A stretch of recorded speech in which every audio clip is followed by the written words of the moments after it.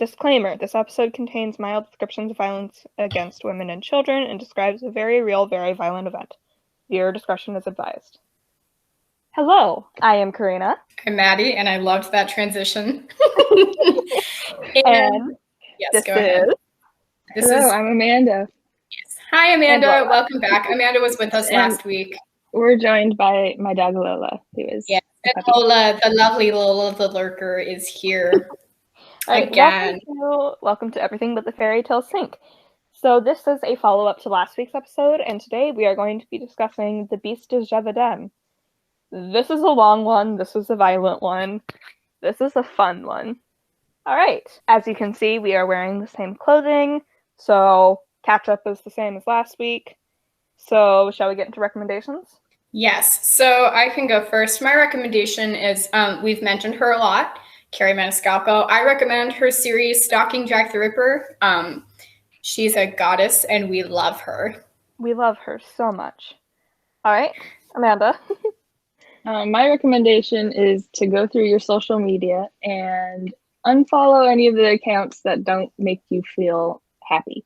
That's a great one. Honestly, like experience. I do that sometimes. I'm like, oh, I feel so good when I do it because I'm like, I don't need all these negative people weighing me down. Yeah. So, all right. And then my recommendation is the series Puppet History on YouTube, specifically the Dancing Plague episode. All right. So disclaimer, if you see me like stopping and like holding, I still have a sinus infection. Hopefully that won't interfere with the episode too much. All right. Let's get into this. So, Gévaudan is a historic region of France. Lola! Okay, Lola's like, no, I don't want to talk about France. Third time's a charm. Gévaudan is a historic region in France. Now, Lozère, which is a department or county. So, full admittance here, I got most of this information from Wikipedia because there is not much out, like, on the internet about this defunct region. So, Gévaudan was extremely wealthy at the beginning of the 16th century, but was economically destroyed by religious wars such as, like, the 7 Years' War. So, J.M. Smith, a historian who studies the case we're discussing today, describes, it had the reputation for being a remote, isolated backwater where forces of nature had not been fully tamed, where the forests were indeed enchanted. I love that, where the forests were indeed enchanted. Makes it sound so magical and not bloody. Yeah, it was a backwater, but the forests were pretty nice. So, fun fact about Gévaudan, why I'm calling it defunct, and I mentioned it has a new name now, is it ceased to exist after the French Revolution. Our stage is set in the mid-18th century, over 100 years after the end of the French werewolf epidemic, and about 3 decades before the French Revolution. So, for such a deadly attack, it started as merely a random scare. An unnamed young woman was tending to her cattle when a large wolf-like creature attempted to attack her. In one of my favorite recurring events, the cattle jumped to her defense, stampeding and chasing the monster away while she ran for her life. But, of course, yeah, the cows to the rescue again. I love it. But then, very shortly after, I believe about 2 days after, 14-year-old shepherdess Jeanne Boulet was found. Her corpse had been torn to shreds, limbs strewn and partially eaten, and in the week that followed, at least 4 more people were murdered and munched, and understandably, fear gripped the community. Murdered and munched, you say? Yeah, I'm proud of that. I wrote that as a feeling. I have some crazy lighting over here. It's pretty hot. Yeah. I'm going to put something into perspective here quickly. The Bedburg case was 16 people in 25 years. 4 people in a week. Already a quarter of those. All right. So this guy's getting down to business to defeat the Huns. Oh my God. When I asked for sons. Yeah, well, apparently that one king in Greece got his wish. He got 50 of them. True. For 3 years, between 1764 and 1767, the streets of Gévaudan ran with blood. I think to illustrate the scale of horrors faced by the villagers, I should hit you with some more numbers. The Beast of Bedburg killed about 16 people in 25 years, as I mentioned. The entire Gandelon family was charged with the murder of 1 person. The similarity between these cases can be found in the victims. Women and children were primary targets. though some men certainly lost their lives.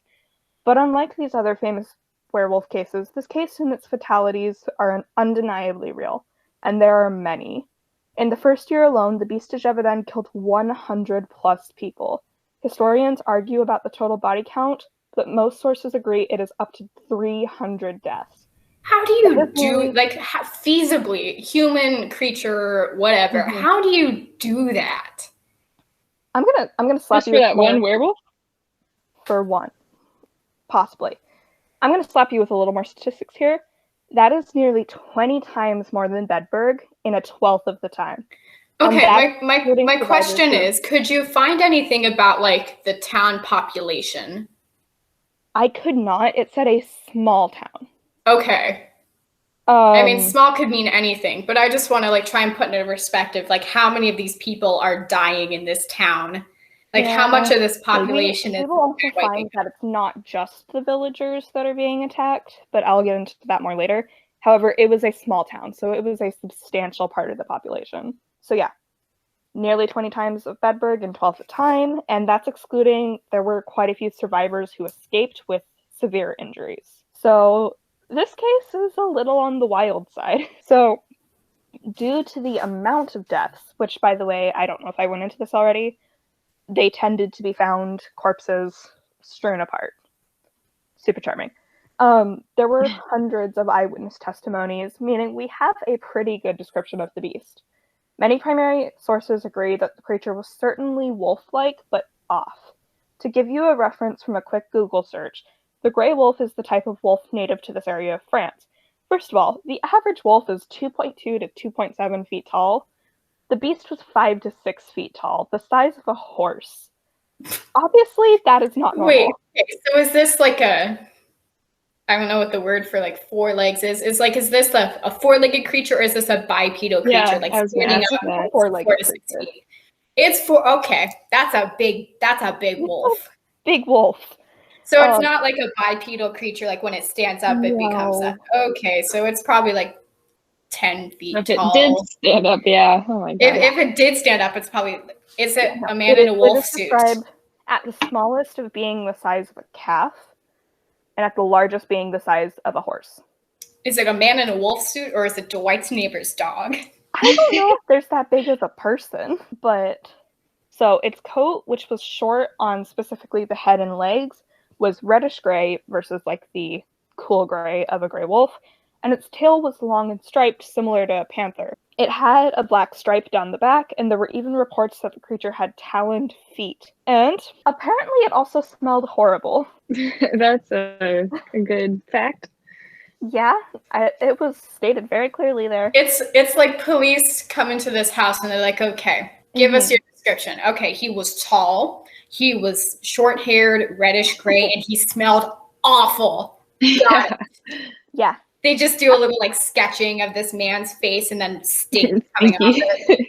This is a really disturbing way to put it, but considering the amount of death, probably smelled like death. Yeah, probably. You are what you eat, apparently. Humans. So we should also address the tumultuous political climate of France at the time. Of course. After all, this was mere decades before the French Revolution. And we all know how that went. The 7 Years' War had just ended, leaving much of France in economic disarray. Morale was at an all-time low. That is, until the French citizens had a rallying point. Gévaudan. The villagers themselves would not be sitting ducks, and they organized hunting parties, and though bullets seemed to do nothing, placed bounties on the head of the monster. Nothing like a mass murdering creature to bring a country together. Just some good camaraderie here. I do love, though, knowing the fact that the villagers were like, we're not just going to sit and die. And if they had, there probably would have been a lot more fatalities. But I am going to point out the thing. Bullets seem to do nothing. You're going to want to remember that. So, not just hunters were fighting back, by the way. A cold January morning, a group of children were playing outside when they were attacked by the beast. A boy named Jacques Portefeuille led a counterattack, and the children defended themselves with the sticks they could find. Miraculously, their efforts paid off. Just gotta say, I was not that brave as a kid. Same. I was I'm just still not about to that say, brave. like, if some creature was coming up to me and I was like playing with all my friends and it came up to me and it was like trying to attack me, I Mhm. would probably just die from fear. Yeah, Like Yeah. I'd be a really easy victim. because Like there's no like all these little French kids picking up their sticks. Like what are they doing? Hitting the beast? probably just poking it as much as possible, trying to scare it off with like noises. All these little children just. And I'm just gonna point out the fact that the beast was probably bigger than these kids. Well, So, like- obviously, if he's 5 to 6 feet tall, 4-legged. Yeah. So even the French crown got involved. Volunteers were encouraged to take up arms, and bravery was rewarded. In fact, the kids who defended themselves were rewarded by King Louis XV himself. Most of all, Portefeuille, who got a free education. Well deserved. He poked a That's creature good. with a stick and got a free. Where's my free education? I poked lots of creatures with sticks growing up. Say that you would probably die of fear. Yes, This kid but was like, I'm gonna defend my friends. You went to public school. You did get a free education compared to the kids back then. that's true. He's lucky he even got an education. Yeah. Yeah. Especially because he was a peasant boy. So you may think it was still only hunters. No, Also, no, my like, friend. I'm sorry to interrupt you again, but Go like, ahead. we're going through history, and like Louis XIV, he built Versailles. No one liked him that much. Louis XVI, we all know what happened when he was king. Like, no one ever talks about Louis XV, and all of a sudden, I did some more research on Louis XV. Despite the political climate of the time, Louis XV was actually very well liked by the French people because he funded the arts. He funded like helping people. Like you'll see here, he gave people free educations for bravery, and you will see why people like Louis XV in a second. but I just love the fact that like we kind of skim over him in history, even though he did a lot of good. Yeah. And all of a sudden, we find out Yeah. he's king during a werewolf hunt. Yeah. Talk about this man more. Okay, but you may think that it was still only hunters. An army of more than 20,000 men craved the beast's blood and went to Gévaudan. So Louis Like, do these people have nothing better to do with their lives?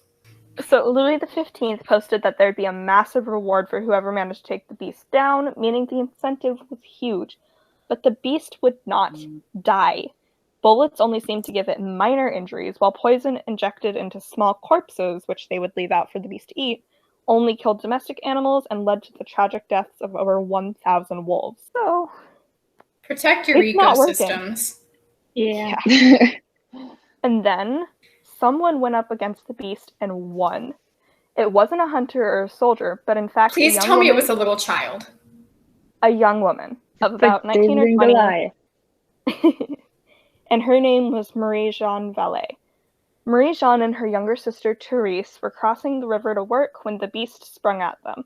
Reports vary of whether the sensible Marie-Jeanne was carrying a spear or a bayonet, but she was carrying something to protect herself, and whatever she carried, she thrust it into the chest of the beast as it lunged at her. She was so forceful that she pushed it into the river before the beast fled. The Maid of Gévaudan, as she is now known, did not kill the beast that day. However, she did trigger the beginning of the end. There is a statue commemorating her bravery, and my fellow Teen Wolf fans know that she's incorporated in pop culture along with the savage beast she bested. This is amazing. This is so cool. Like Sounds very cool. like she's our age. She's Yeah. just walking with a spear and just whoop. And from everything I read, she was very tiny. That's so badass. Yeah. That is amazing. Oh wow. That's so cool. Uh-huh. Like she was not frozen by fear at all. Wow. Yeah. I love this. I love it too. That just made me so happy. And like the fact that now she's part of, I know neither of you have seen Teen Wolf, but like she plays such a vital part in that show makes me so happy. That's just so metal. Like Yeah. Yeah. I love her. And she saved her and her sister's lives that day. So reports on the actual death of the creature are very convoluted, so I'm going to go with the best summary that I can. A man named Antoine Boutonniere, or Boutin, I believe, arrived in Gévaudan in the summer of 1765. Boutin was the king's gun carrier, and he devoted his life to defeating the creature, studying its every movement. He was the leader of a squadron, and one day the men and monster came face to face. Shots were fired. A lot of shots. It took the entire squadron's whole supply of bullets to take the beast down, but finally it seemed like it was over. The creature was examined, and they determined it to be a massive wolf. That's it. I was gonna, like, that, wow. There's all this trouble. This tiny woman stakes it. It takes a whole squadron, and it's just a wolf. I mean, I still don't personally believe it was, but the crown wanted to be done with it. Yeah, they're like, okay, well, it's dead, so therefore the problem is clearly over. It sounds honestly like Mor'du from Brave. So, do you two think we're done here? No, I doubt we're done I'm here. assuming we're not. And I hope we're not done here. I am going to point out the fact that I said that this lasted until 1767. Wait, what? Hold on. Okay, so 1767. So we're in 1765. So we still have 2 more years. Mm-hmm. Okay. So I can do math. Hooray. You'd think that would be ending, but oh no, we're not done yet. There was a period of peace, and then the attacks began again in December. That's right, kiddies. There were beasts, plural. Delightful. Which was why I was kind of having a weird face when you were like, this is only one thing. No, it was 2. So, this time, unfortunately, there would be no help. The royal court ignored their cries for help, believing their work was done. The creature was different from the last. The first one had been afraid of cattle, probably due to the stampede at the beginning, while this one had no visible weaknesses. An outbreak of attacks in 1767 compelled a local nobleman to sponsor hunting parties, and the creature was taken down by a local man named Jean Chastel. Apparently, this time, though, this creature was only taken down by one man. Blessedly, this actually was the end, and I sincerely hope Chastel got to have an amazing, easy, comfortable life after that, because somehow, this singular man took down a creature whose counterpart was defeated by an entire squadron. He was probably a bear man, like this big, burly Frenchman. He was a hunter. He was a professional hunter, if I remember correctly. Okay, so he's got some muscles. Yeah. You know? So, now what was this thing? The best answer we have is wolf, but nobody is quite content with that answer. First of all, with the first beast, the bodies were too decomposed to examine before they could reach the king. I would also like to point out, like, examination, like, they couldn't examine the bodies, but, like, obviously this is, you know, way, way long ago. They probably wouldn't have been able to determine much other than, like, an animal bite had the bodies been in okay condition. Just because, like, nowadays things have come so far. Mm-hmm. So the second beast did have an autopsy performed shortly after death, and was confirmed to be the beast of Gévaudan because there were human remains in its stomach. However, officials at the time agreed that some of the anatomy and the characteristics were very non-wolf-like. So here is why we get into why I call this case unsolved. So this is my own personal opinion, but that is, like, a lot of people agree with me on this. There's no way 2 wolves killed 300 people. No. Wolves don't want to attack humans, as we're not good prey.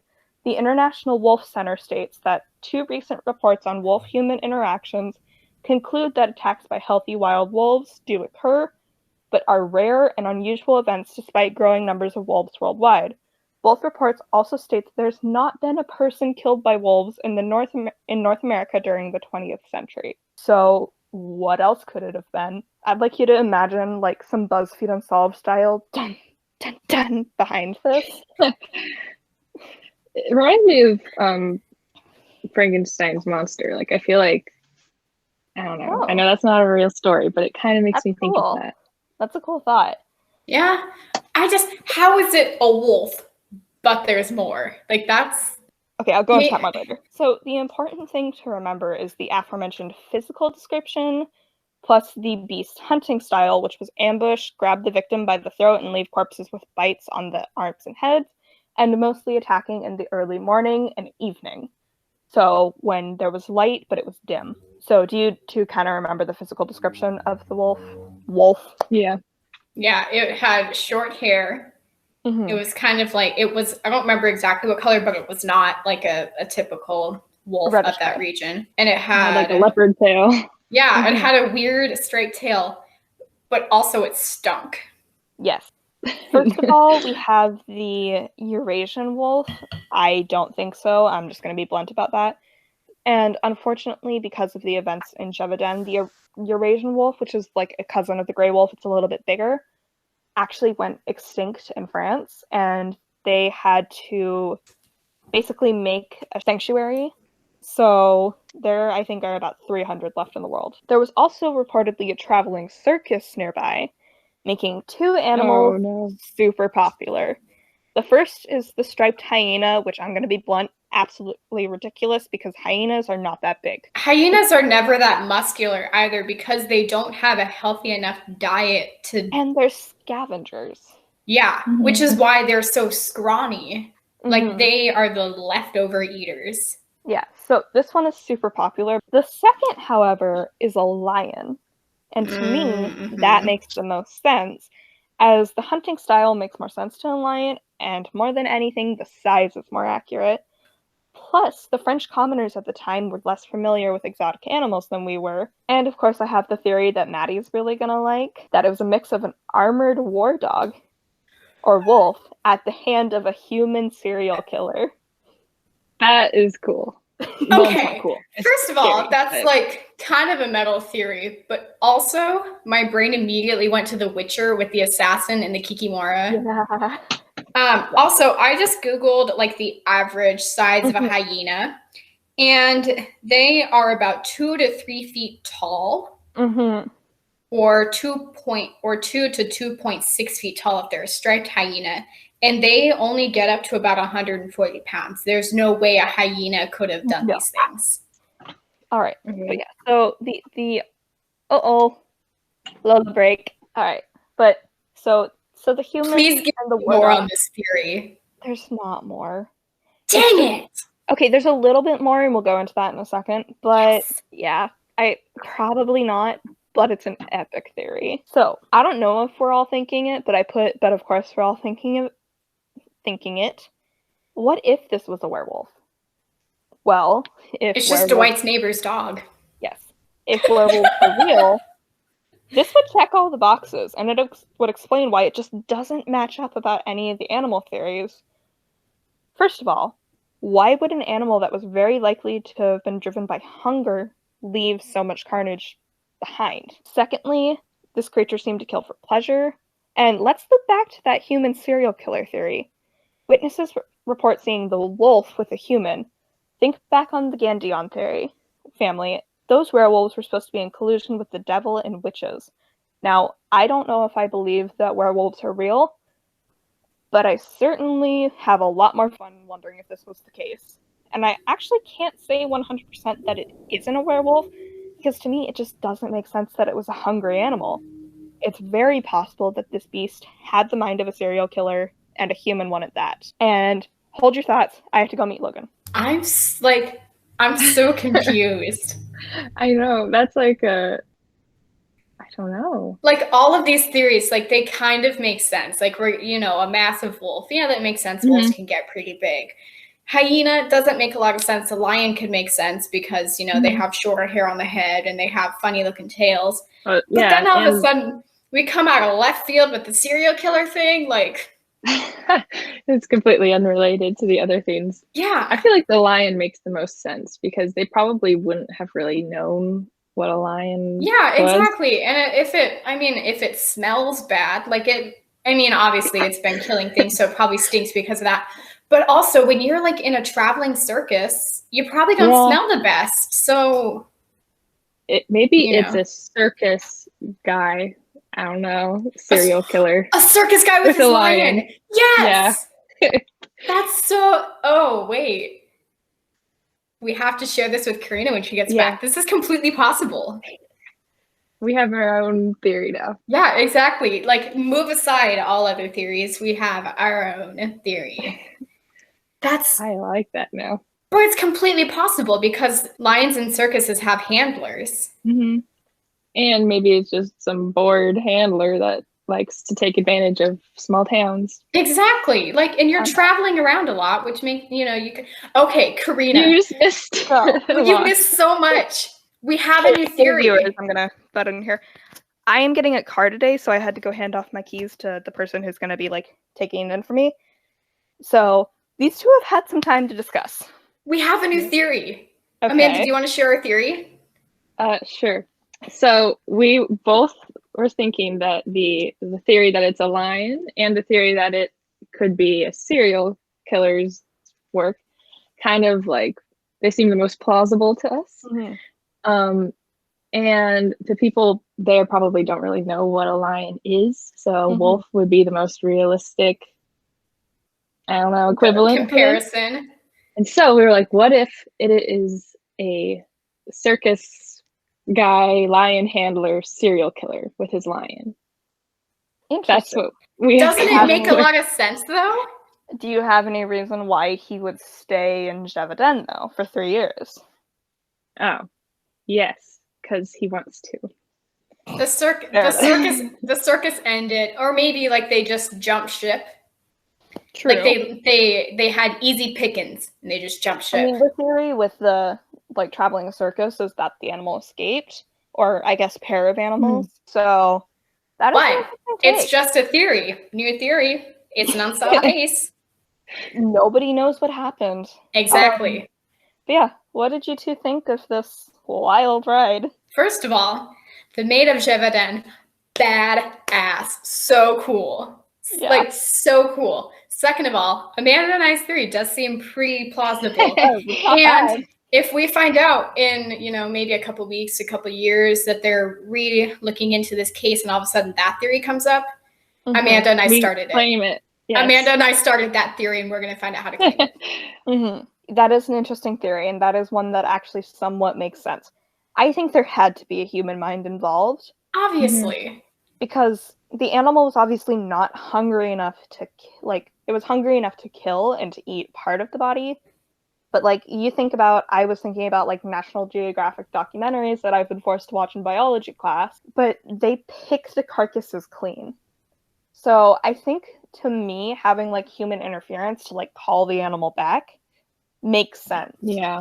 Well, also, if it's a circus creature, they're probably not taking the best of care of it. So the fact that this guy is leaving and the lion is getting extra food, and then finally they're like, oh, shoot, we need to go. It's very possible that the lion could have, like, eaten. And then the handler realized we have to get back before anyone notices we're gone. Yeah. We leave. I will say go ahead. Sorry. Oh, I was thinking about how, you know, it attacks at, like, early morning and, like, late afternoon sunset. Like when you're driving at those times, like you cannot see like anything. So I feel like a person would think that like they couldn't, you wouldn't be able to see exactly what's going on. Yeah. So that's a fun theory to have. And I did look it up. I would guess that it would probably be a lioness and not like a male lion because, you know, male lions have manes. And lionesses are actually hunters. And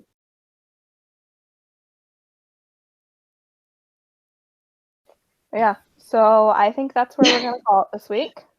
Yeah. Because my computer just gave me the 1% remaining warning. Oh no! Okay, we'll do this outro quickly then. Join us next week for a special, we'll have 10 episodes out, so this will be the 11th episode, special Q&A.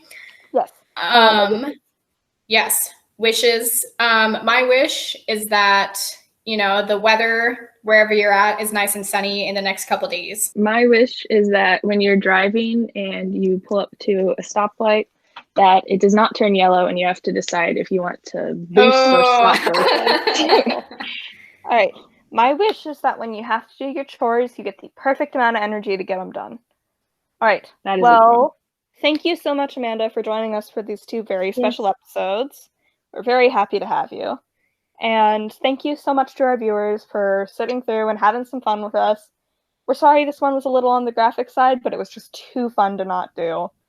and we hope to see you again next week. Yep, and thank you all so much for watching. As Karina said, make sure to subscribe, maybe leave a comment down with the question so that we can answer it in the Q&A video, and go give us a little follow on Instagram if you're not already. Bye! Bye!